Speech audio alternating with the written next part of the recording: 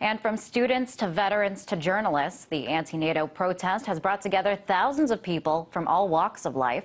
One of those journalists is J.A. Myerson. He's a contributor for truthout.org, and he joins us now live from Chicago. Hi there, J.A. So I want to talk more about what exactly these protests are about. It's right outside the NATO summit. What are the NATO policies that they are protesting against? Sure. Well, I think it's wrong to think of this as protesting policies as much as protesting a sort of widespread system, right? So since the end of the Cold War, NATO has lost its raison d'etre, right, which was protecting the world from the very mean Soviets. And now what it's essentially used as is the armed wing of the globalizing expansion of capital under the supervision of the unipolar world led by the United States, right? So every war is just a police intervention. Every war is a civil war that we're liberating people in.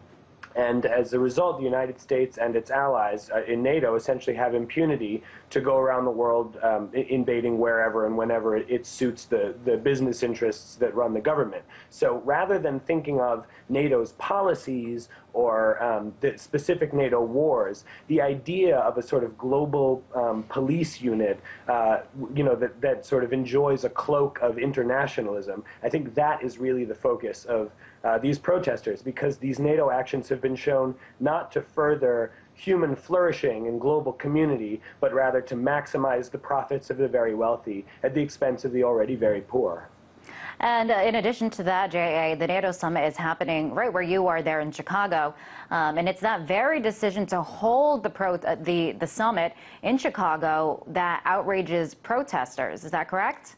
Yeah, that's right. So Mayor Emanuel, of course, this is the sort of political hometown of the president. And so he and his former chief of staff, the current mayor, Rahm Emanuel, fought pretty hard to bring the summit to Chicago and sort of increase the prestige of the city in the eyes of the international community. The problem is that it's costing the city tens of millions, perhaps hundreds of millions of dollars to hold this thing at a time when, as we've been discussing over the last few days, so some pretty bad austerity has been going down in the city, including the closure of 6 out of the 12 city mental health facilities. So at a time when people are really, really struggling and require a lot of assistance, including veterans plagued with PTSD and people who've traumatically lost their jobs for no apparent fault of their own, they could really use some assistance. We're closing that down in order to spend a lot of city money on bringing these wealthy dignitaries and essentially trumpeting the imperial prowess of the United States.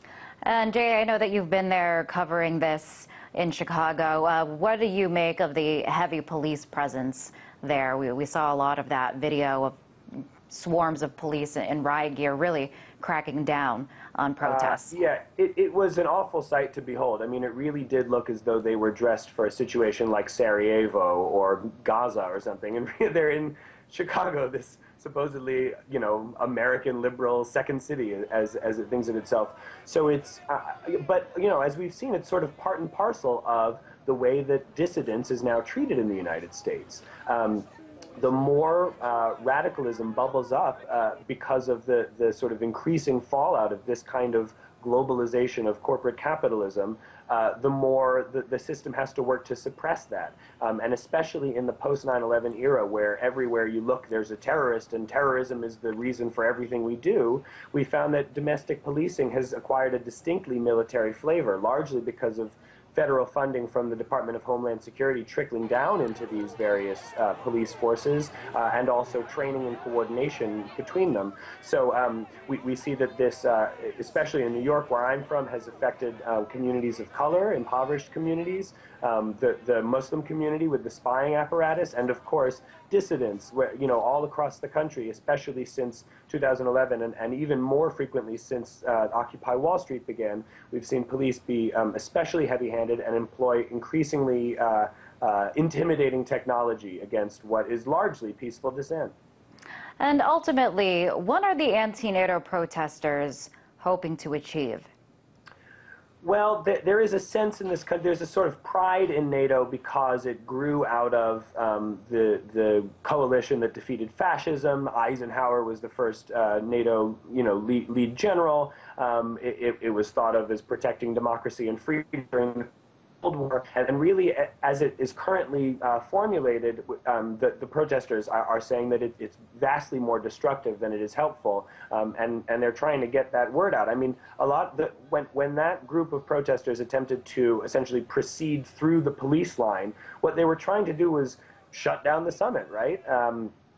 And because the social distancing between the leaders who are making decisions militarily and in all other ways, but between them and the civilians of this country has grown so great that the options for petition, legislation, thorough representation are so diminished that protesters have to turn to demonstrating the sheer fact of their disenfranchisement from the decision-making process by attempting to do things like shut down conferences.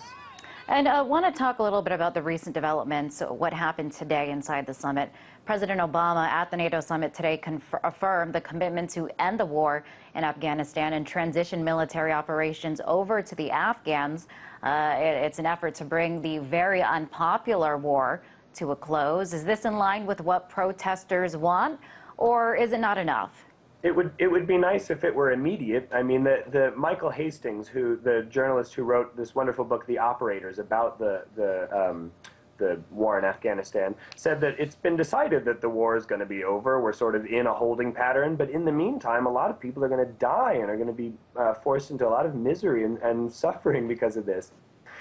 There's also a sense in which, like I just read the other day, the Afghan Ministry of Mines long-term business plan through 2015, which is when we're set to be there through, in order to deal with the more than $1 trillion worth of minerals that were just discovered in Afghanistan in 2010, which General Petraeus at the time said showed stunning potential. So part of this is trying to figure out a way that we can exit with while having captured a lot of this wealth for American corporations and European corporations without having to support the Afghan people. Part of the debate in the NATO summit was about how we're going to finance Afghanistan's sovereignty and the sort of rebuilding of the state after it has been so thoroughly demolished over the last 10 years of war and occupation. And the United States, which spent $100 billion a year during the surge in Afghanistan, is pledging $2 billion a year thereafter. And that's the largest pledge that's come in from the international community. So the decisions to draw down military operations in Afghanistan are probably welcome, but given their context, it really is just a continuation of the same sort of pattern of global hegemony that we've been watching since the end of the Cold War. All right. Interesting. J.A., thank you for keeping us updated over there. That was J.A. Myerson, a contributor for truthout.org.